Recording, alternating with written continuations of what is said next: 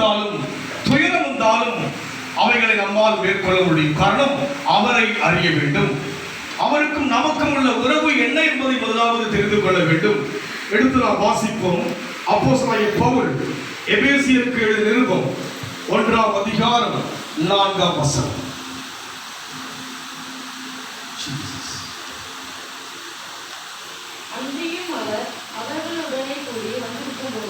எபேசியர் 1ஆம் அதிகாரம் 4ஆம் வசனம்.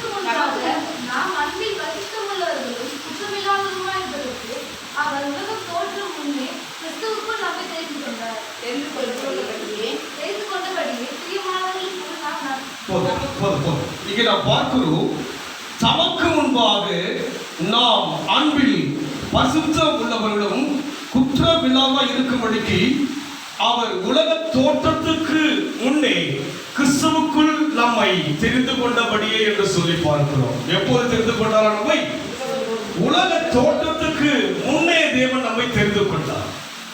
இன்றைக்கு நாம் யோசிக்கிறோம், நான் கடந்த வாரம் தானே வந்தேன், நான் இந்த ஆண்டு தானே வந்தேன், நான் 2 ஆண்டுகளுக்கு முன்பாக அல்லவா வந்தேன் என்று நாம் யோசிக்கிறோம்.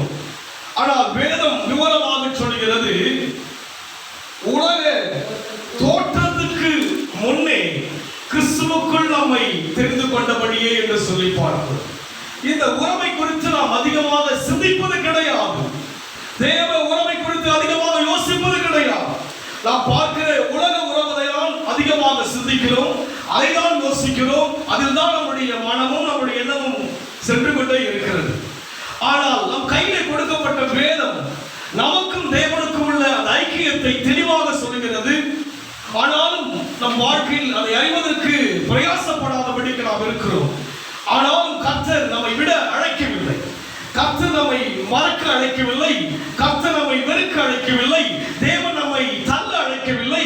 நாம் வேரூன்றி நிற்க தேவனுக்குள் கட்டப்படவில்லை அழைத்திருக்கிறபடினால்தான் இங்க அவர் சொல்லுகிறார், எப்போது தெரிந்து கொண்டாலும் உலக தோற்றத்துக்கு முன்னே. கொஞ்சம் ஆங்கிலத்தில் படிக்கிறோம். Just as he chose us in before the foundation of the world. Before, அதாவது உலக தோற்றத்துக்கு முன்பாக உலகம் உண்டாகவில்லை. நீங்கள் யோசிக்கலாம், இது உண்மைதானா? உண்மை. ஆமென் சொல்லுங்க. இது சத்தியம். இது வேதம் என்பது ஏதோ ஒரு குறிப்பிட்ட நேரத்தில் நம்மை தட்டி எழுப்புவதற்காகவோ உணர்ச்சியை கிளப்புவதற்காக பேசப்படுகிற ஒரு வார்த்தை அல்ல. சற்று நேரம் உற்சாகப்படுத்துவதற்காக சொல்லப்படுகிற ஒரு வார்த்தை அல்ல. இது சத்தியம். இது வானம் பூமி கூட ஒழிவதற்கு வாய்ப்பு இருக்கிறது, அழிவதற்குரிய சூழ்நிலை இருக்கிறது. ஆனால் வேதத்தில் சொல்லப்பட்ட ஒரு வார்த்தையும் ஒழிந்து போவது இல்லை என்று நாம் பார்க்கிற வண்ணமாக, நீங்கள் நம்பினாலும் நம்பாவிட்டாலும், நாம் நம்பினாலும் நம்பாவிட்டாலும் சத்தியம் சத்தியம் தான். எப்போது நம்மை தெரிந்து கொண்டோம்? உலக தோற்றத்துக்கு முன்னே கிறிஸ்துவுக்குள் நம்மை தெரிந்து கொண்டார். அப்படியானால் எப்பேற்பட்ட உறவாக தேவன் இருக்கிறார். இன்னைக்கு தேவ உறவை குறித்து உலகம் தெரியாமல் இருக்கலாம். தேவ உறவை ஒரு குறிப்பிட்ட மலையில் இருப்பதாக, நதியில் இருப்பதாக, ஒரு சிற்பத்தில் இருப்பதாக, ஒரு விக்கிரக பொருள் இருப்பதாக, ஏதோ ஒரு படைப்பிலே தெய்வம் இருப்பதாக உலகம் சிந்தித்து கொண்டிருக்கிறது. ஆனால் நம் தேவன் சொல்லுகிறார், அவருடைய உறவு என்ன? நம்மிடத்திலே உலக தோற்றத்துக்கு முன்பாகவே உங்களையும் என்னையும் தேவன் தெரிந்து கொண்டிருக்கிறார். யார் மூலமாய் தெரிந்து கொண்டார்? கிறிஸ்துவுக்குள்ளே நம்மை தெரிந்து கொண்டார். உலகத்தில் பார்க்கும்போது கிறிஸ்துவுக்கு முன், கிறிஸ்துவுக்கு பின் என்று யோசித்து கிறிஸ்துவை இந்த உலகத்தில் சம்மதப்படுத்தி பேசுகிறார்கள். ஆனால் வேதத்திலே வாசிக்கும் போது உலக தோற்றத்துக்கு யார் இருந்தார்? கிறிஸ்து இருந்தார். இன்னும் தெளிவாக அறிந்து கொள்ள வேண்டும் என்று சொன்னால் யோவான் எழுதின சுவிசேஷம் 17ஆம் அதிகாரம் 24ஆம் வசனம். யோவான் 17:24. பிதாவே, உலக தோற்றத்துக்கு முன் நீர் என்னில் அன்பாய் இயேசு சொல்லுகிறார், உலக தோற்றத்துக்கு முன் நீர் என்னில் அன்பாய் இருக்கிறீர். கிறிஸ்துவுக்கு முன், கிறிஸ்துவுக்கு பின்னாடி உலகம் யோசிக்கிறது. ஆனால் வேதம் சொல்கிறது, வேதத்தில் இருந்த தேவன் சொல்லுகிறார், இயேசு சொல்லுகிறார், என்ன சொல்கிறார் அங்கே பார்க்கிறோம். பிதாவே, உலக தோற்றத்துக்கு முன் நீர் என்னில் அன்பாய் இருந்தார். எப்போது அன்பாய் இருந்தாராம் தேவன் இயேசுவிடத்தில்? உலக தோற்றத்துக்கு முன்பாகவே. அதைத்தான் எபேசியரிலே பார்க்கிறோம். உலக தோற்றத்துக்கு முன்னே கிறிஸ்துவுக்கு நம்மை தெரிந்து கொண்டார். விலகிக் கொள்ளாமல் தேவனை ஆராதிக்கிறோம், தெரியாமல் ஆராதிக்கிறோம்.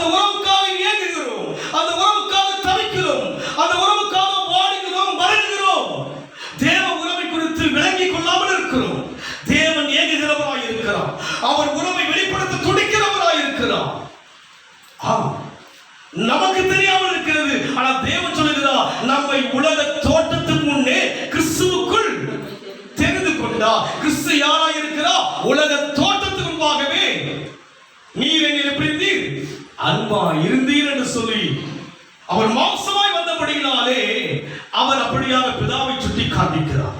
பிதாவும் இயேசுவும் யார்தான்? ஒருவர் தான். தேவன் அவர். ஆதியிலே வார்த்தை இருந்தது, அந்த வார்த்தை தேவனாய் இருந்தது, அந்த வார்த்தை தேவனிடத்தில் இருந்தது. அந்த வார்த்தை மாம்சமாகி கிருபையினாலும் சத்தியத்தினாலும் நிறைந்தவராக நமக்குள்ளே வாசப்படுகிறார். உலகம் கிறிஸ்துவை 2020 வருஷத்துக்கு முன்பாக தெரியும். ஆனால் வேதம் சொல்கிறது உலகம் தோற்றத்துக்காக யார் இருந்தார்? கிறிஸ்து இருந்தார். பிதா கிறிஸ்துவை அன்பாய் இருந்தார்.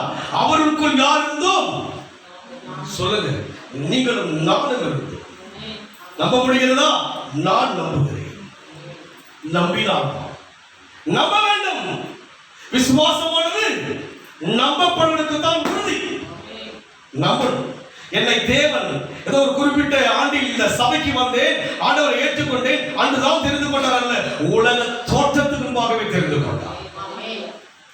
இந்த உறவை வழிபடுகிற விதம் எப்படி என்று யோசித்து பாருங்கள். உலக உறவுக்காக எவ்வளவோ பிரயாசப்படுகிறோம், சொந்தங்களுக்காக, குடும்பத்துக்காக ஓடுகிறோம், உழைக்கிறோம். தவறல்ல. இந்த சொந்தமெல்லாம் விலகி போகும்.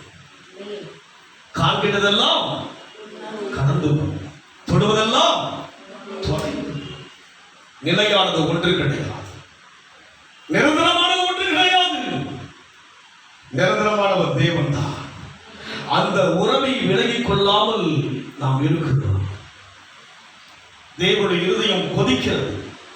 தேவனுடைய இருதயம் நமக்காக வாடுகிறது.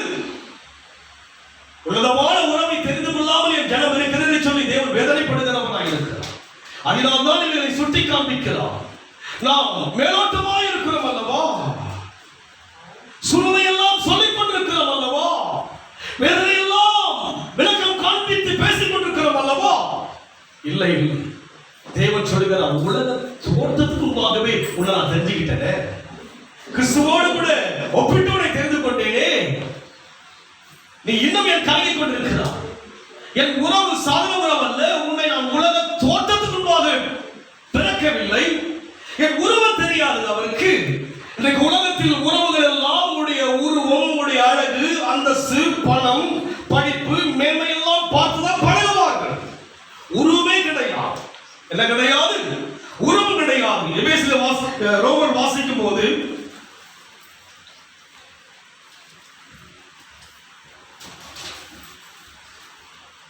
9ஆம் அதிகாரம்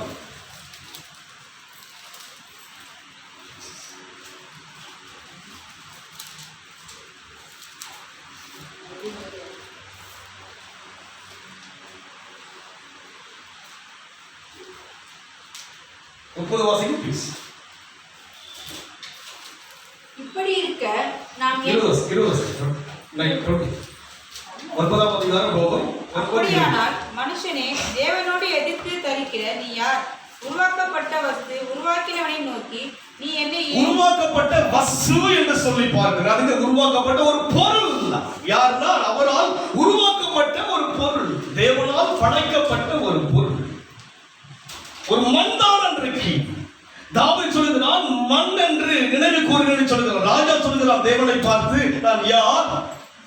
யாருங்க நீங்க? நாம் யார் தான்? மண்ணாதி மன்னனாக இருந்தாலும் யார் தான் அவன்? மன்தான். மன்தான்.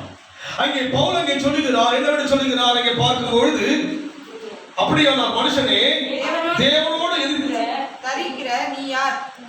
தர்க்கிக்கிற நீர் யார்? அதுங்க வாதாடுகிற நீ யார்? நீ ஒரு வஸ்து. யார் நீ?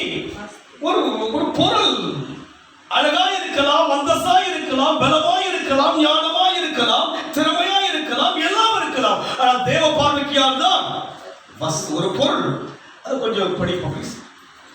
But indeed, O man, who are you to reply against God?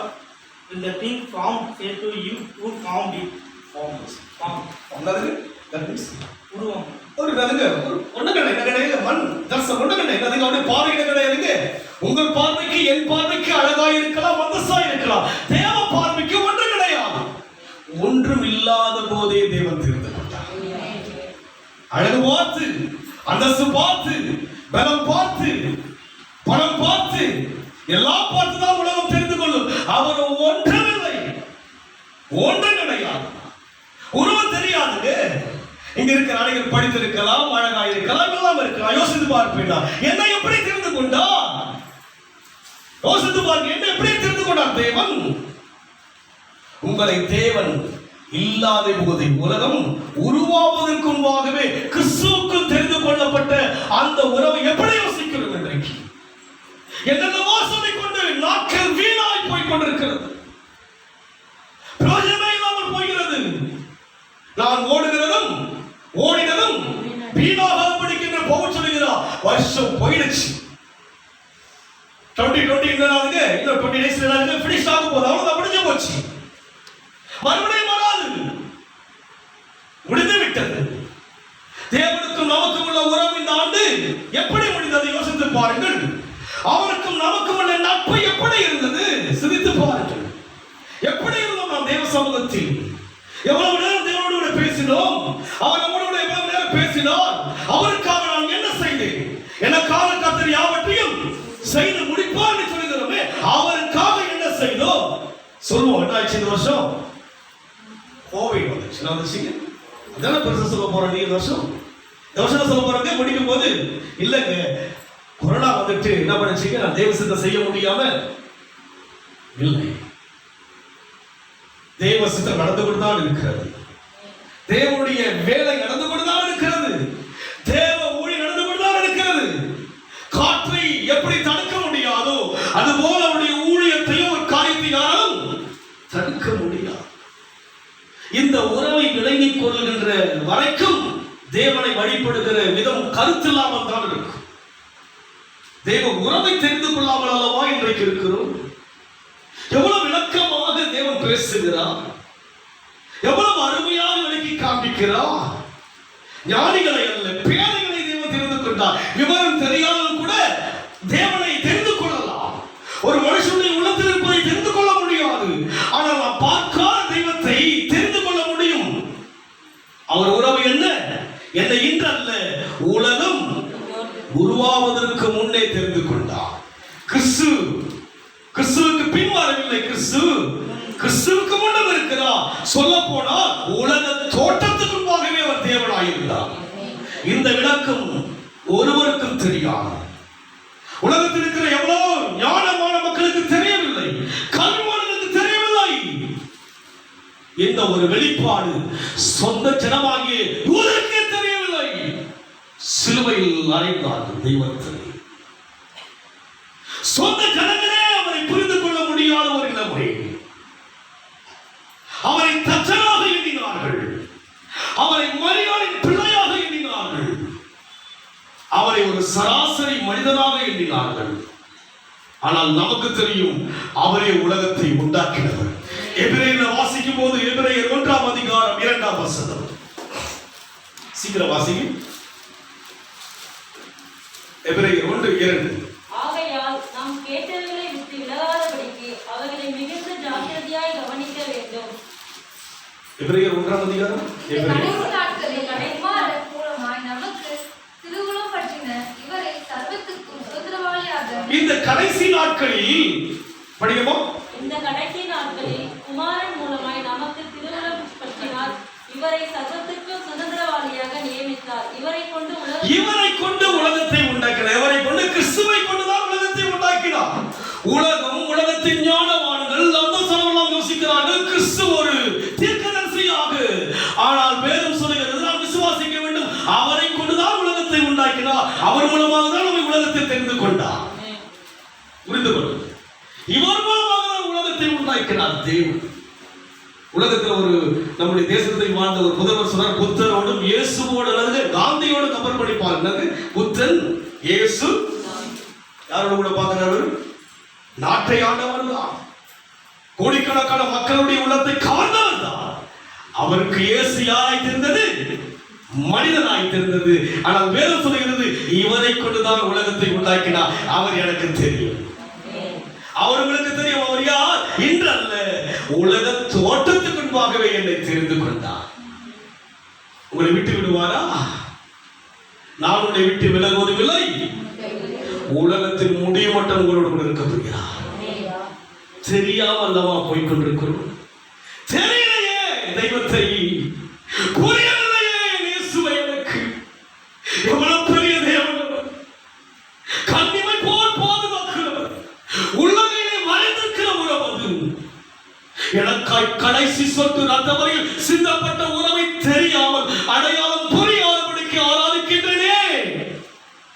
யோசிக்கல, எப்போதும் இதை குறித்து பேசுகிறேன் இல்லை. எனக்குள் கர்த்தர் பேசிக்கொண்டே இருக்கிறார், என்னை உருவாக்கி கொண்டிருக்கிறார், அவர் ராஜ்யத்துக்கு தகுதிப்படுத்திக் கொண்டிருக்கிறார். விட்டுவிட நம்மை தேவன் நினைக்கவில்லை. உலக உணவு அல்ல, உலக தோற்றத்துக்கு முன்பாக உண்டாக்கப்பட்ட உறவு, தெரிந்து கொள்ளப்பட்ட உறவு இது. பாதியில வந்த உறவு கிடையாது. பிள்ளையை பெற்றெடுத்து வளர்க்கிறார்கள். ஒரு குறிப்பிட்ட பருவம் வந்த போது அந்த பிள்ளையோ அந்த பெண்ணையோ இன்னொருத்தரை கொடுத்து விடுகிறார்கள். அதோடு கூட அந்த உறவு குறைந்து விடுகிறது, அதிகாரம் குறைந்து விடுகிறது. இந்த உறவு கடைசி வரைக்கும் என்னோடு இருக்கிற உறவு. அதிகாரமாய் கேட்கலாம் தேவ சமூகத்தில். ஒரு ஊழியக்காரருடைய சாட்சியை கேட்டு ஆரம்பிக்கும் போது ஒரு சிறு கூட்டமாக இருந்தது. இன்றைக்கு 100 கோடி அளவிலே கட்டுப்படியான ஆலயத்தை கட்டிக் கொண்டிருக்கிறார்கள். ஆண்டவர் சமூகத்தை கேட்டால் அவர் செய்ய வல்லவர், எதையும் செய்வார். அவரை அறிந்தார்கள், அவர்கள் தெய்வத்தை தெரிந்து கொண்டார்கள். வழிபடுகிற விதம் என்ன, தேவனை தேடுகிற ரகசியம் என்ன என்பதையெல்லாம் ஆராய்ந்து பார்த்ததினாலே இன்றைக்கு அற்புதங்களை பெற்றுக் கொண்டு வருகிறார்கள். நாமும் பெற்றுக்கொள்ள முடியும். எப்போது அவர் யார் என்பதை அறிகின்ற வரைக்கும் பெற்றுக்கொள்ள முடியாது. உலக ரீதியான பெற்றுக் கொள்ளலாம், உலக ரீதியான பணத்தை பெற்றுக் கொள்ளலாம், உலக ரீதியான அரசை பெற்றுக் கொள்ளலாம். ஆனால் தேவனை பெற வேண்டும் என்று சொன்னால், தேவனை அறிய வேண்டும் என்று சொன்னால், அவர் கொடுத்த வார்த்தைகளை நாம் விசுவாசிக்க வேண்டும். அவர் மூலமாக செய்த உலகத்தை உண்டாக்கினார் என்று சொல்லி எபிரேயரிலே வாசிக்கிறோம். மறுபடியும் வாசிப்போம். இந்த கடைசி நாட்களில் குமாரன் மூலமாய் நமக்கு திருவுளம் பற்றினார். இவரை சர்வத்துக்கும் சுதந்திரவாளியா என்ன சொன்னால் சொந்தம் இவருக்கு தான். இந்த உலகமே யாருக்கு தான் சொந்தம்? இயேசுவுக்கு தான். உலகத்தில் ஜாதிகள் இருக்கலாம், மதங்கள் இருக்கலாம், எல்லாம் இருக்கலாம். வேத மதத்தை சொல்லவில்லை, இயேசு. நம் சுவாசத்திலே இயேசு வருவார். அதுக்கு இயேசு, நாம் விடுகிற மூச்சிலே இயேசுவை பார்க்க முடியும். இவர் தான் சுதந்திரவாதி. அறிந்திருக்கிறோமா இவரை? எப்படி அறிந்திருக்கிறோம்? ஒரு மத ரீதியாக உலக வழிபாடை போல அறிந்திருக்கிறோம். அவர்களும் வழிபடுகிறார்கள், அவர்களும் வணங்குகிறார்கள், அவர்களும் ஆராதிக்கிறார்கள், அவர்களும் காணிக்கை கொடுக்கிறார்கள், அவர்களும் நோன்பு இருக்கிறார்கள், விரதம் இருக்கிறார்கள், நாமும் உபவாசிக்கிறோம். அல்ல, இந்த உறவு சாதாரணமானது அல்ல. இவர் மூலமாய் உலகத்தை உண்டாக்கினார். இவர் மூலமாய் உலக தோற்றத்துக்கு முன்பாகவே நம்மை தேவன் தெரிந்து கொண்டார். என்னவோ ஆரம்பிக்கிறோம், என்னவோ சொல்லுகிறோம். வருஷம் போக போகிறது. இன்னும் 20 நாட்களுக்குள் இந்த வருஷம் போக போகிறது. மறுபடியும் இந்த வருஷத்தை பார்க்க முடியாது. இன்னொரு வருஷத்தை தான் பார்க்க போகிறது. போய்விட்டது. கணக்கில் சேர்க்க முடியாதபடிக்கு இந்த கோவிட் என்பது இந்த ஆண்டை தாக்கிவிட்டது. அதனால் வருஷம் போய்விட்டது. இதுவே நம்முடைய தேவஜனங்களுக்கு ஒரு சாக்காக மாறிவிட்டது. இதுவே நம்முடைய தேவஜனங்களுக்கு ஒரு சூழலை சுட்டி காண்பிப்பதற்கான ஒரு வாய்ப்பு வந்து விட்டது. முடிச்சு போச்சு. ஆனால் என்ன செய்தோம்? அந்த உறவுக்காக நான் என்ன செய்தேன்? சாதாரண உறவு, சுயநலமான உறவுகளை உலகத்தில் பார்ப்பீங்க. அன்பு குறைந்த உறவை பார்ப்பீங்க, அலட்சியமான உறவை பார்ப்பீங்க, அக்கறையில்லாத உறவை பார்ப்பீங்க. உலகத்தில் கண் நிமை போல நம்மை பாதுகாத்தார் தேவன். கண் நிமை போல பாதுகாத்தார். யோசித்து பாருங்க, எவ்வளவு ஆயிரக்கணக்கான மக்கள் தண்ணீர் நிமித்தமாக வீடுகள் எல்லாம் சூழ்ந்திருப்பதை பார்க்கிறோம். சொந்த வீடுகள் மழையின் சீற்றத்தினால் தண்ணீர் நிறைந்து வெளியே வர முடியாமல் ஜனங்கள் சூழ்ந்திருப்பதை பார்க்கிறோம். எவ்வளவு கடலோர மக்கள் எல்லாம் பாதிக்கப்பட்டிருப்பதை பார்க்கிறோம். கண்ணை போல் பாதுகாத்தார். லட்சக்கணக்கான மக்கள் நோயினால் மரித்து போனதை பார்த்திருக்கிறோம். கண்ணை போல் பாதுகாத்தார். வியாதி, வேதனை, விபத்து வந்த போது கூட பாதுகாத்தாரே. யோசிக்கிறோமா? காரணம் இன்றைய உணவல்ல. என் தாயனை பெற்றெடுப்பதற்கு முன்பாக ஒரு வசனம், ஒரு பொருள், மனிதன் அல்ல, படித்தவன் அல்ல, அழுதவன் அல்ல, எல் பொருளா இருந்த போது தெரிந்து கொள்ளப்பட்ட உறவுக்கு வழிபடுகிற விதமாய் யோசித்து பார்க்கிறேன். ஆண்டவர் வயது கூட கூட சொல்கிறார், உன் வழிபாடு குறைவாக இருக்கிறது, உன் ஆராதனை குறைவாக இருக்கிறது, உன் அன்பு குறைவாக இருக்கிறது, உன் ஐக்கியம் குறைவாக இருக்கிறது. என்னை சாதனமாக யோசிக்கிற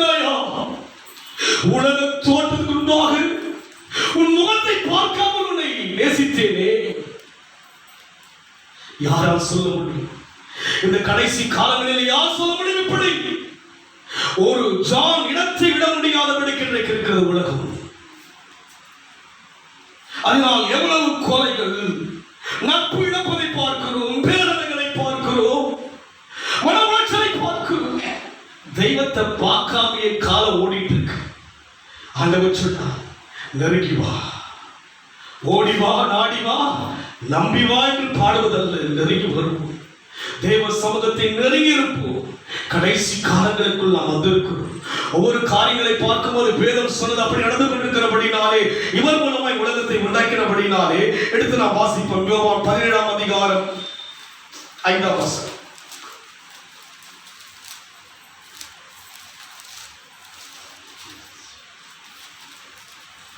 பிதாவே, உலகம் உண்டாகிறதுக்கு முன்னே உம்மிடத்தில் எனக்கு உண்டாயிருந்த மகிமையினாலே இப்பொழுது நீர் என்னை உம்மிடத்திலே. உலகம் உண்டாகிறதுக்கு முன்னே உம்மிடத்தில் இருந்த பிதாவே, உலகம் உண்டாகிறதுக்கு முன்னே உம்மிடத்தில் எனக்கு உண்டாயிருந்த மகிமையினாலே இப்பொழுது நீர் என்னை உம்மிடத்திலே மகிமைப்படுத்தும்.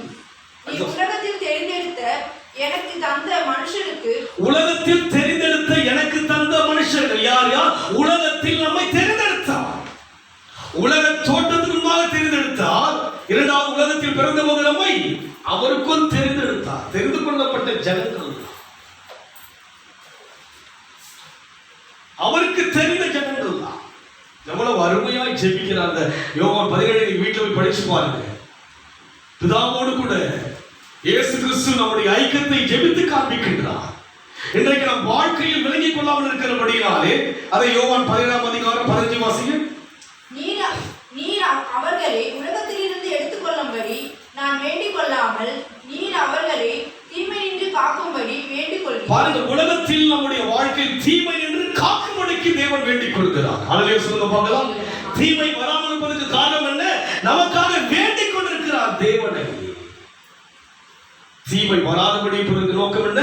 நமக்காக வேண்டிக் கொண்டிருக்கிறார். எவ்வளவோ ஜனங்களுக்கு தீங்கும் தீமையும் வேதனையும் மரணமும் வியாதியும் அவர்களை அழித்துக் கொண்டிருக்கிறது. நமக்காக உலகத்தில் அவர் வேண்டிக் கொண்டிருக்கிறார். உலக தோற்றத்திற்கு முன்பாக என்னை தெரிந்து கொண்டபடினாலே உலகத்தில் வாழ்ந்த என்னை எனக்காக அவர் வேண்டுகிற ஒரு தேவனாய் இருக்கிறார். இந்த ஐக்கியத்தை, இந்த உறவை, இந்த நட்பை புரிந்து கொள்ளாமல் நாம் போய் கொண்டிருக்கிறோம். ஏதோ உலகத்துல வந்தோம், வாழ்ந்தோம், போறோம், அர்த்தம் இல்லாம வாழ்ந்துட்டு போக நினைக்கிறோம். வேதத்தை கையில் வைத்திருக்க நீங்கள் அர்த்தத்தை தெரிந்து கொள்ள வேண்டும். உலக அர்த்தம் தெரியாம இருக்கலாம். உலகத்துக்கு இந்த வேதம் தெரியாது. உங்கள் கருத்தில் என்ன இருக்கிறது? சொல்லுங்க, எதுக்கு வேதம்? எதற்கு? சும்மா அது ஒரு மத ரீதியா அல்ல. இந்த உலகத்தை உண்டாக்கின தெய்வத்தை அறிவதற்குரிய விலையேறப்பட்ட வார்த்தை கையில் இருக்கு. அறிவதற்கு ரொம்ப ஈஸியா அறிந்து கொள்ளலாம். இந்த போதகருக்கு சாட்சி சொல்லும் போது 2 மாதத்துக்கு ஒரு முறை பைபிள் படிப்பார். போதகரா இருக்கிறார், தொடர்ந்து நீங்க விலைய இருக்கீங்க. 6 மாதத்துக்கு ஒரு முறையாவது வேதத்தை படிக்கலாமே. இந்த ஆண்டை முடிக்க போகிறோம். யாரெல்லாம் வேதத்தை படித்தீர்கள்? 2 மாசம் லாக்டவுன் தான் இருந்தது. என்ன செஞ்சோம்? படிக்காதா தேவனுக்கு தெரியாம இருக்கு. ஏதோ அவர் உறவு அப்படி இருக்கு. அந்த தலைவர் சொன்ன மாதிரி புத்தரோடும் காந்தியோடும் ஒப்பிட்டு பார்ப்பது போல அவரும் ஒரு கடவுள். 300 கோடி தெய்வத்தில் யாரும் ஒருவருங்க கடவுள் வழிபாடு. அவ்வளவுதான். என் தேவை கொடுக்கிறார். கேளுங்கள் அப்போது உங்களுக்கு, தட்டுங்கள் அப்போது உங்களுக்கு. இதுல இப்படிதான் நம்ம வாழ்ந்துருக்கோம். தேவை, இந்த உலக ரீதியான தேவை கொடுத்தா போதும், பாதுகாத்தா போதும் அல்ல. அந்த உறவு உலக தோற்றத்துக்கு முன்பாகவே தெரிந்து கொண்ட உறவு. புரியாம இருக்கும். அவர் சொல்கிறார், உலகத்தில் என்ன செய்யும்படியாக அவளை தீமை என்று காக்கும்படியாக என்ன செய்கிறார்? அவளை நீர் அவர்களை உலகத்தில் இருந்து எடுத்துக்கொள்ளும்படி நான் வேண்டிக் கொள்ளாமல் நீர் அவர்களை தீமை நின்று காக்கும்படிக்கு வேண்டிக் கொள்கிறேன். படிக்க அடுத்தது அப்படி தொடர்ந்து. நான் உலகத்தால் அல்லாது போல அவர்களும் உலகத்தார் அல்ல. என்னது? ஞாயிற்றுக்கிழமை வீட்டுல உலகத்தில் இருந்தா எங்கதான் இருக்கணும்? சொல்லுங்க. உலகத்தார் என்ன கிடையாது. சண்டே இப்போ நல்லா ரிலாக்ஸாக ரெஸ்ட் எடுத்து நான் பண்ணலாம். மட்டன் வாங்கலாம், சிக்கன் வாங்கலாம், வாங்காங்க. எங்க இருக்கணும்? நான் உலகத்தான் அல்ல. நான் யார் அல்ல? காலையில் பார்க்குற நல்ல மழை, 5 மணிக்கு 4 மணிக்கு எடுத்துட்டா மழை அடிச்சுட்டா இருக்குது. குடிச்சுட்டா கூட ரெடி ஆகிட்டு தான் இருக்குது. மழை நாளுக்கு ஒரு பொருட்டா? ஊருக்கு போனோம், மழை வருது, புயல் அடிக்குது, என்ன பண்ணுவீங்க? அரசாங்கம் சொன்னாதான் என்ன பண்ண மாட்டோம், போக மாட்டோம். இல்லைங்களா? என்ன பண்ண போக சரி போய் தான். நாளைக்கு ஒரு என்கேஜ்மெண்ட் வந்து பார்த்தீங்கன்னா பெங்களூர்ல ஒரு குடும்பத்தார் ஒரு 10-20 பேர் வராங்க. அவன் மழையில யோசிக்க போறாங்க. சொல்லுங்க பார்க்கலாம். காரணம் என்ன? இது அவசியம். அதுபோல் சபை என்பது சொல்லுங்க. காரணம் என்ன? என்னை நேற்று தெரிந்து கொள்ளவில்லை. எவ்வளவு அவசியம் யோசிச்சு பாருங்க. நினைக்கிறோமா இதை பெருசா? யாரெல்லாம் நினைக்கிறீங்க பெருசா? சொல்ல முடியும் தைரியமா. நம்மால் சொல்ல முடியவில்லை என்றால் அவர் அறிய முடியாதன்னு சொல்ல முடியும். தெரியல இல்ல அவர் எதற்காக நம்மோடு கூட நம்மை அழைத்தார், அவருக்கும் நமக்கும் உள்ள அந்த நட்பு என்ன என்பது தெரியாததுனால நம்மளால ஸ்ட்ராங்கா சொல்ல முடியல. சூழ்நிலைகள் அதற்கு சரியாக இருக்கு. எல்லாமே வந்து சொல்வதற்கு கரெக்டா தான் இருக்கு. அவர் வந்தார் அல்லவா? யாரை மீட்க? என்னை மீட்க மனுஷனாய் வந்தாரே. உலகத்தை உண்டாக்கினவர் யார்? அவர் உலகம் அவரால் உண்டானது சொல்லி எபிரேயர்ல படித்தோம் அல்லவா? அவர் உலகத்தில் வந்தார். உலகத்தில் வந்த போதிலும் கூட அவர் யாரா இல்ல? உலகத்தாரே அல்ல. யாரா இல்ல? அவர் உலகத்தோடு கூட ஒத்து போகவில்லை. ஜனங்கள் படித்தார்கள், அவர் யாரையும் படிக்கவில்லை. ஜனங்கள் கோபம் வந்தது, அவர் யாரையும் கோபிக்கவில்லை, யாரையும் அழிக்கவில்லை. பேதுரு அங்கே அவரை பிடிக்கும்படியாக வந்தபோது கூட அங்கே பார்க்கிறோம், அங்கே இருக்கிற ஒரு போர்ஸுடைய காதை வெட்டுவதை பார்க்கிறோம். இயேசு செய்தால் அந்த காதை எடுத்து ஒட்டினதாய் பார்க்கிறோம். பூமியில் அவர் வாழ்ந்த போது 33 வருஷம் தான் வாழ்ந்தார். 33 வருஷம் தான் வாழ்ந்தார். உலகத்தோடு கூட இருந்தாலும் கூட அவர் உலகத்தால் அல்லாது போல எல்லாவற்றுக்கும் விளக்கினவராய் வாழ்ந்தார். அவர் திட்டம் என்ன செய்ய விடும் அதை செய்ய முடியாததான் வாழ்ந்தார். அது போல நம்முடைய வாழ்க்கையில் கூட நம்மை கர்த்தர் நேற்று தெரிந்து கொண்டிருந்தால் நாம் சொல்லலாம். நேற்று தெரிந்து கொள்ளவில்லையே, எப்போது தெரிந்து கொண்டால்? அப்போதே அவர் கிறிஸ்துவுக்குள்ளாய் தெரிந்து கொள்ளப்படுகிறாரே. கிறிஸ்து எப்படி உலகத்தில் இல்லாத போல இருந்தாரோ அதுபோல நாம் எப்படி இருக்க வேண்டும்? உலகத்தில் தான் இருக்கிறோம். ஆனா உலகத்தார் போல் நம்ம சமுத்திரம் முழுமையாக உப்பு நீரால் இருக்கிறது. அது பல வகையான மீன்கள் இருக்கத்தான் செய்கிறது. உப்போடு அது ஒத்து போயிடுதுங்களா? மீனை வாங்கிலாம் போடுறாங்க, உப்பு போட்டுதானே வளர்க்கிறோம். இல்ல உப்பு அதில் அப்படியே படிஞ்சிருக்கா? இல்லை, உலகத்தில் தான் இருக்கு. ஆனால் நாம் யார் கிடையாது. நாம் வித்தியாசமாய் வாழ வேண்டும். எனக்கும் தேவனுக்கும் உள்ள உறவு நேற்றைய உறவு அல்ல. தாயின் கருவிலே உருவாக முன்னே தாய் உறவு முடிஞ்சு போச்சு, முடிந்து போய்விட்டது. பார்க்கவே முடியாது. தகப்பன் முடிந்து போனது, மனைவி முடிந்து போனது. யாரை பார்க்கிறேன்? இதுவரைக்கும் இயேசுவை எனக்குள் பார்த்துக் கொண்டிருக்கிறேன். அந்த உறவுதான் இதுவரைக்கும் நடத்தி கொண்டு வருகிறது. வாலிப பருவத்தில் தெரியாமல் இருந்தது. ஆனாலும் அந்த வாலிபத்திலும் கூட மறைமுகமாக நம்ம பாதுகாத்து கொண்டு வந்தார்.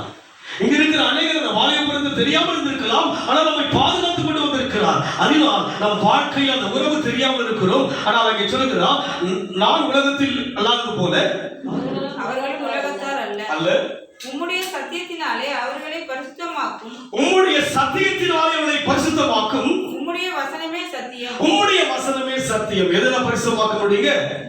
வசனத்தினால பரிசுத்தமாக. வசனம் பண்ணும்போது கேட்கணும், வீட்டில் படிக்கணும். அதுதான் நம்ம பரிசுத்தப்படுத்தும். நம்மை நாமே பரிசுத்தப்படுத்திக் கொள்ள முடியாது, நம்மை நாமே மாற்றிக்கொள்ள முடியாது.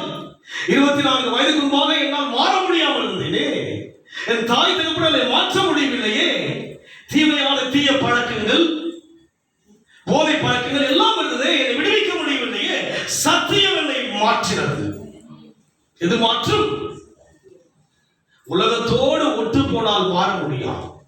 உலகத்திலிருந்து பிரிக்கப்பட்டு தேவ ஜனம் என்று நாம் அவரையே சார்ந்திருக்கும் போதுதான் என்னை தேவன் மாற்ற முடியும், பரிசுத்தமாக்க முடியும்.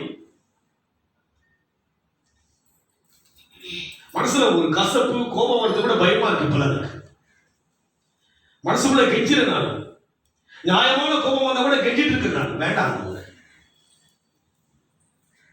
மனசுக்குள்ள அதெல்லாம் யோசிச்சு பயந்துட்டு இருக்கு. நெருப்பெல்லாம் வேண்டாம், வேண்டாம்யா. கர்த்தர் நிறைய நிறைய உள்ளத்துக்குள் தேவ பிரசனம் இறங்க இறங்க வேண்டாம்யா. நான் யாரையும் எதிர்த்து கொள்ள வேண்டாம்யா. மனசார யாரையும் நான் சபிக்க வேண்டாம் ஆண்டவரே. மனசுக்குள்ள வேண்டாம் ஆண்டவரே. அந்த அனுபவம் வந்து கொண்டிருக்கிறது. வேண்டாம், எனக்கு வேண்டாம்யா. உள்ளே கர்த்தர் நிரப்பிக் கொண்டிருக்கிறார். சத்தியம் உள்ளே வளர்கிறது. அந்த மாற்றம் எல்லாம் நமக்கு வந்தே ஆக வேண்டும். ஆமென் சொல்லுங்க. சும்மா ஏதோ வந்து பாடுறோம், துதிக்கிறோம், உபவாசம் இருக்கிறோம். சத்தியம் உள்ளே வர வர மாற்றிக்கொண்டே இருக்கும். அதுதான் பவர். அதுதான் தேவனுடைய வசனம் இருக்கிற வல்லமை. யாராலையும் மாற்ற முடியாது. உள்ளத்துக்குள்ளாக இருக்கிற பிரச்சனையை யாராலையும் மாற்ற முடியாது. எந்த சட்ட திட்டங்களும் மாற்ற முடியாது. சத்தியம் மாற்றும். மாறுவது நீங்களே யோசிப்பீங்க. ஒரு நாள் மாறிட்டே வருவீங்க. அப்பதான் தெரியும் சத்தியத்தில் இருக்கிற வல்லமை என்னவென்று சொல்லி. ஏதோ வரம் போறோம், சத்தியத்துக்குள் அந்த பவர் வல்லமை இருக்கிறது. தெளிவாய் சொல்லுகிறார். வாசிப்போம் அதை. உம்முடைய சத்தியத்தினாலே அவர்களை பரிசுத்தமாகும். உம்முடைய வசனமே சத்தியம். சத்தியம். நீர் என்னை உலகத்தில் அனுப்பினது போல நானும் அவர்களை உலகத்தில் அனுப்புகிறேன். அவர்களும் சத்தியத்தினாலே பரிசுத்தமாக்கப்பட்டவர்கள் ஆகும்படி அவர்களுக்காக நான் என்னைத்தானே பரிசுத்தமாக்குகிறேன். பாருங்க, நமக்காக ஒரு பரிசுத்தமாயிட்டார். நமக்காக ஒரு பரிசுத்தமாகி விட்டார். பரிசுத்தமான தேவன். சத்தியம் உள்ள வர வர நம்ம மாறிட்டே இருக்கும். ஆமென் சொல்லுங்க பார்க்கலாம். சத்தியம் உள்ள நீங்க நரம்ப அந்த அபிஷேகமும் தேவனுடைய அந்த அனைத்து இறங்க இறங்க மாறிட்டே இருப்பாங்க. மாறிட்டே இருக்கும். படிப்படியா மாற்றங்கள் வரும். என் வாழ்க்கையில் எவ்வளவோ மாற்றங்களை தேவன் கொடுத்து கொண்டு வருவதை நான் உணர்ந்திருக்கிறேன். படிப்படியாக மாறி ஆரம்பத்தில் ஒரு ஆலயத்தில் வந்து ஒரு பெண்டிகல் சர்ச்சில் வந்து பாருங்க, ஒரு அடிமைத்தனத்தோடு போனேன். நான் குடித்தவனாக பல ட்ரக்ஸ்ல அடிமைப்பட்டவனாக அந்த சபைக்குள் லெட்டராக இருந்தான். 6 மாதங்களுக்குள்ள படிப்படியா இந்த சத்தியம் என்னை மாற்ற ஆரம்பித்தது. என்னால் மறக்க முடியாத அந்த தன்மையெல்லாம் மறக்க வைத்தது. எனக்கு இருந்த அந்த கெட்ட பழக்கம் எல்லாம் மாற்ற ஆரம்பித்தார். ஆச்சரியமா இருந்தது. காரணம் என்ன? சத்தியத்துக்கு அத்தனை வல்லமை உண்டு, வசனத்துக்கு அத்தனை வல்லமை உண்டு. அதனால் அந்த வசனம் சொல்கிறது, உங்களை உலக தோற்றத்துக்கு முன்பாகவே தெரிந்து கொண்டார். மறந்து போகாதீங்க. தேவனுடைய சத்தியம் நம்மை மாற்றும். கிளியர் அப்படியே கிளீன் பண்ணிட்டு வருங்க. நம்ம சரீரத்துக்கு எப்படி ஒரு சோப்பு அழுக்கை நம்முடைய காரியத்தை மாற்றுவது போல நம்முடைய உள்ளத்தில் இருக்கிற எல்லாவற்றையும் மாற்றுகிற அந்த வல்லமை வேதத்துக்கு தான் இருக்கு. ஆமென் சொல்லுங்க பார்க்கலாம். கையில் இருக்கிற வேதத்தை ஏதோ என்று யோசிக்கிறோம் அல்லவா? இதை வாசிப்பதற்கு யோசிக்கிறோமே, டைம் கிடைச்சா யோசிக்கிறோம். வாசிக்க யோசன் ஐயா 2 மாசம் எவ்வளவு உள்ள நிறைஞ்சிருக்கு. எப்படி நிறைஞ்சிருக்கு அவருடைய இருதயத்துக்குள்ளாக. இன்றைக்கு நம்முடைய இருதயத்தில் எது நிறைந்திருக்கிறது? உள்ளத்துக்குள் பாரம் நிறைந்திருக்கிறதா? பாரத்தை சுமக்கிறவர் உள்ளே வந்து விட்டால் பாரம் வெளியே வந்துடும். வேதனை நிறைந்திருக்கிறதா? வேதனையை மாற்றுகிறது உள்ளே வர வேண்டும். வசனம் உள்ள வரும். மனசு முழுமையா பாரம், குழப்பம், அந்த இது என்னென்னவோ மனசுக்குள்ள இருக்கு. இப்ப கூட மனசுல இருக்கும், சீக்கிரம் முடிக்க மாட்டாரு அவரு. நல்லா வெயில் காயுது, போய் என்ன பண்ணலாம்? துணியெல்லாம் காய போடலாம்.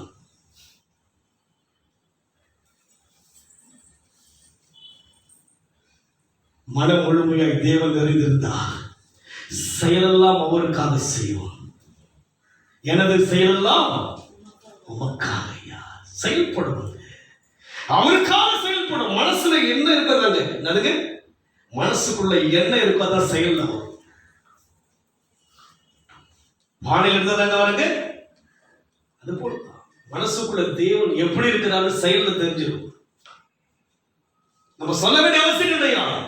அதனால் தேவன் நம்மை பரிசுத்தப்படுத்துகிறபடினாலே இன்னொரு வசனம் வாசிப்போம். யோவான் 16:33 வாசிங்க. என்னிடத்தில் உங்களுக்கு சமாதானம் உண்டாயிருக்கும் பொருட்டு இவைகளை உங்களுக்கு சொன்னேன். உலகத்தில் உங்களுக்கு உபத்திரம் உண்டு. என்னிடத்தில் உங்களுக்கு சமாதானம் உண்டாகும் பொருட்டு என்ன சொல்கிறார்? உலகத்தில் உங்களுக்கு உபத்திரம் உண்டு. ஆனாலும் சமாதானமா இருங்க. நீங்க என்ன இருக்கு உங்களுக்கு? உபத்திரம். நான் நல்ல காலம் பிறகுது, நல்ல காலம் கொடுங்க சொல்றேன். நல்லது என்ன பண்ண உனக்கு சமாதானமா சொல்றேன். என்கிட்ட சமாதானமா இருக்கும். உனக்கு என்ன இருக்கும்? உலகத்துல உபத்திரம் இருக்கும். ஆனாலும் திடன்கொள், நான் உலகத்தை நீங்களும் ஜெயிப்பீங்க. ஆமென் சொல்லுங்க பார்க்கலாம். சமாதானம் உண்டு என்று சொல்லுகிறா. உலகத்தில் என்ன உண்டு? பாருங்க, அவருடைய சமாதானத்தை எடுக்கக்கூடாது. சமாதானம் எனக்கு உனக்கு சமாதானமா இருக்கிற, ஆனா என்ன உண்டு பார்க்கணும்? உனக்கு உலகத்துல உபத்திரம் உண்டுதான். திடன்கொள். தாவீது தன்னை கர்த்தருக்குள் திடப்படுத்திக் கொண்டு திடன்கொள்வதற்கு என்ன இருக்கு? நம்ம கிட்ட சத்தியம் இருக்கு. சத்தியத்தையும் அறிவீர்கள். சத்தியம் விடுதலையாக்குமே.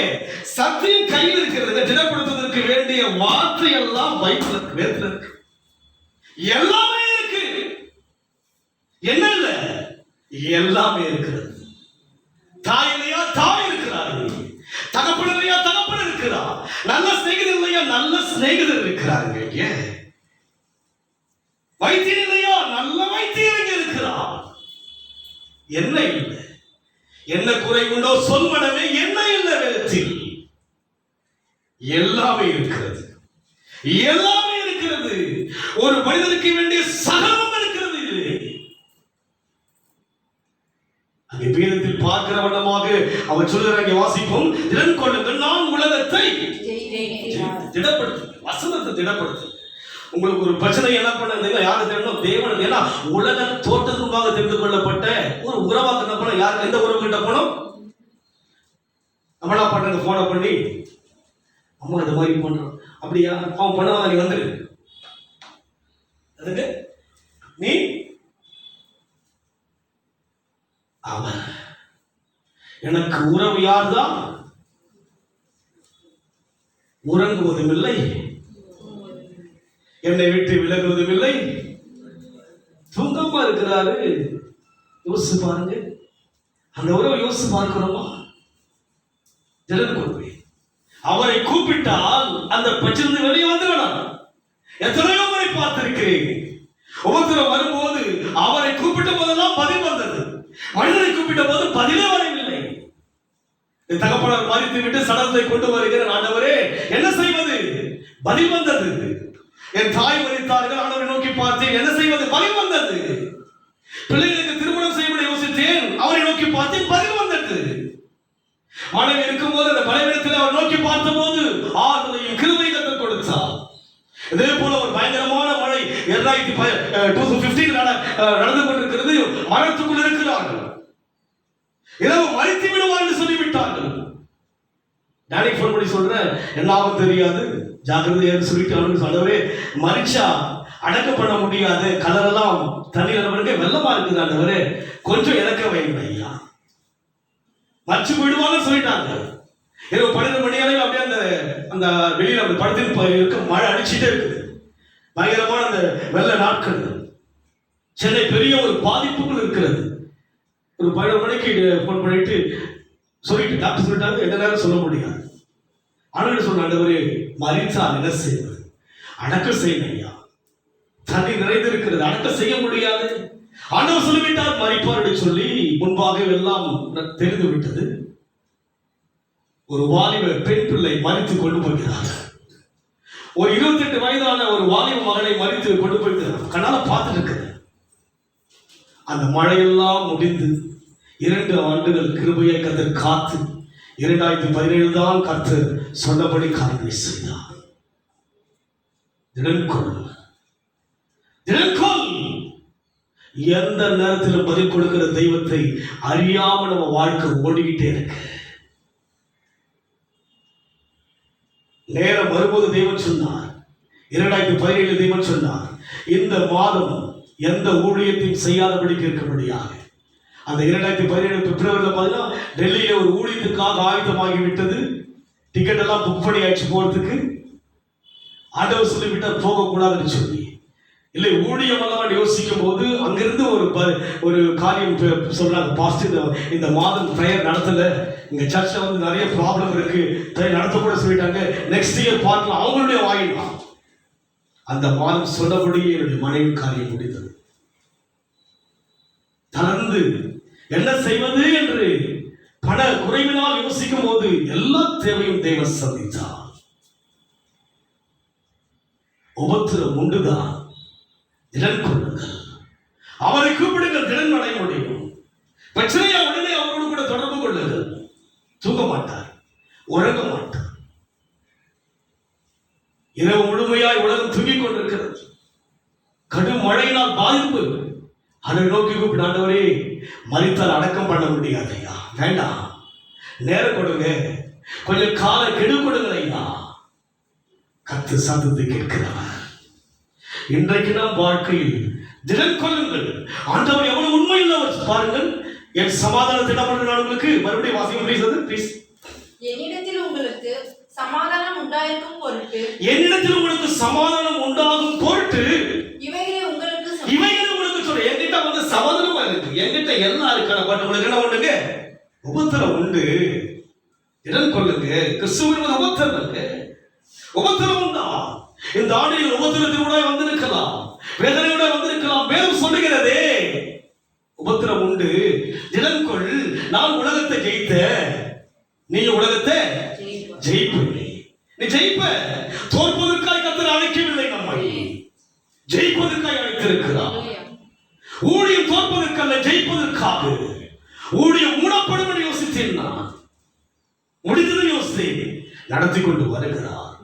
எவ்வளவோ ஜனங்களுக்கு ஆதரவை கொடுக்கும் நடத்தி கொண்டு வருகிறார். அதனால் இன்றைக்கு நம்முடைய வாழ்க்கையிலே உபத்திரம் உண்டுதான், திடன் கொள்ளுங்கள். எதன் மூலமாய் தினமடைய வேண்டும்? சத்தியத்தின் மூலமாய். கையிலே வேதம் இருக்கிறது, தேவன் இருக்கிறார், கரங்கள் இல்லைங்க, தேவன் இருக்கிறார். எப்படி இன்றைக்கு நம்முடைய கைகளில் மொபைல் இருக்கிறது, எவ்வளவு காரியங்கள் தெரிகிறது, அதை விட தேவன் உயிருள்ளவராய் இருக்கிறார். எவ்வளவு தூரத்துக்கெல்லாம் பயன்படுத்துகிறோம் இந்த மொபைல் யோசிப்பார். இன்றைக்கு எவ்வளவு தூரத்தில் இருக்கிற மக்களையும் ஒரு நிமிடத்துக்குள்ளாக தொடர்பு கொள்ள முடியும். ஆனால் இது கூட பழுதாகிவிடும், சார்ஜ் யூஸ் பண்ண முடியாது. ஆனால் எப்போதும் தேவனை உபயோகப்படுத்தலாம், எப்போதும் தேவனை பயன்படுத்தலாம். தூங்காதவர், உறங்காதவர், சோர்வடையாதவர், இணைப்படையாதவர், என்னை விட்டு விலகாதவர், கைவிடாதவர், எப்போதும் அவருடைய என் மதியில் அவர் முன்பாக இருக்கிறது, என்னை பார்த்து கொண்டே இருக்கிறார், நான் போகும்படியெல்லாம் பார்த்து கொண்டிருக்கிறார். காரணம் என்ன? உலக தோற்றத்துக்கு முன்பாக தெரிந்து கொள்ளப்பட்டவன் நான், உலக தோற்றத்துமாக தெரிந்து கொள்ளப்பட்டவன் நீங்கள். அதனால் உலகத்தில் உபத்திரம் வந்தாலும் கூட திடன் கொள்ளுங்கள், ஜெயிப்போம். இன்னொரு வசனம் வாசிப்போம். 1 தீமோத்தேயு 6ஆம் அதிகாரம் 7 வாசிங்க, சீக்கிரம் வாசிங்க. ஜீசஸ்.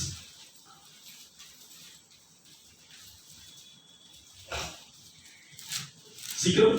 உலகத்திலே நாம் ஒன்றும் கொண்டு வந்ததும் இல்லை, இதிலிருந்து நாம் ஒன்றும் கொண்டு போவதும் இல்லை என்பது நிச்சயம். நிச்சயம். உண்ணவும் உடுக்கவும் நமக்கு உண்டாயிருந்தால் அது போதும் என்று இருக்க கடவுள். அதுக்கு தேவன் செய்வார். நம்முடைய மோட்டிவ் எதுவா இருக்கணுங்க?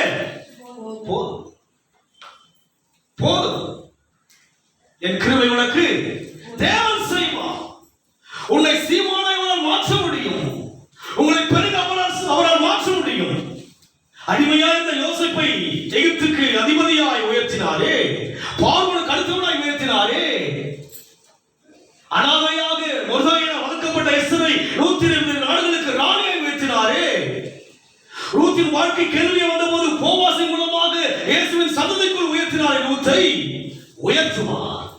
ஆனால் நமக்கு என்ன வேண்டும்? போதும் என்கிற ஒரு மனம் வேண்டும். காரணம் என்ன? ஒன்றும் உலகத்தில் கொண்டு வந்ததும் இல்லை. இந்த மைண்ட் செட் நமக்குள்ள வரணும். ஒரு கிறிஸ்தவத்துக்குள்ளாக இந்த என்னதான் வரணுங்க, நம்ம என்ன பண்றாங்க, அதுவும் இது என்ன பண்றாங்க, ஓடி என்ன பண்றோம், உழைக்கணும். உழைப்பன தவறல்ல, உழைக்க வேண்டும். ஆனால் எதுவும் நமக்கு நிலை அல்ல. ஓடுவது ஒரு அர்த்தம் இருக்க வேண்டும். ஓடுகிற ஓட்டத்தில் யார் இருக்க வேண்டும்? தேவனும் கூட இருக்கணும். அவர் சமூகம் நம்முடைய வாழ்க்கையில் இருக்க வேண்டும். போதும் என்கிற மனதை படிக்குமா? உணவும் உடுக்கவும் நமக்கு உண்டாயிருந்தால் அது போதும் என்கிற கடவும். ஐஸ்வர்யங்களாக விரும்புகிறவர்கள் இங்க நான் பார்க்கிறோம், போதும் என்று இருக்க கடவுள். அதுக்கு போதும், அவ்வளவுதான். அதுக்கு பிரயாசப்படுங்க, முயற்சி பண்ணுங்க, கடுமை உழைப்போம். ஆனால் எல்லாவற்றுக்கும் ஒரு எல்லை இருக்குது. என்ன பண்ணுங்க, அந்த மரம் என்ன பண்ணக்கூடாதுங்க, உழைப்பே தெய்வமா இருக்கக்கூடாது. யார் தான் நமக்கு தெய்வமா இருக்க வேண்டும்? யார் தான் இருக்கணும்? இயேசு தான். அவர்தான் நமக்கு. அவர் மூலமா எல்லாவற்றையும் செய்வார். அவர்களோடு கூட இருந்தால் உங்களை மேன்மைப்படுத்தி விடுவார். இந்த ஒரு எண்ணத்துக்குள் வர வேண்டும். கடைசியாக எபேசியர் 1ஆம் அதிகாரம் 19ஆம் வசனம் 1:3 வாசிங்க பேசு. நம்முடைய கர்த்தராகிய இயேசு 1:3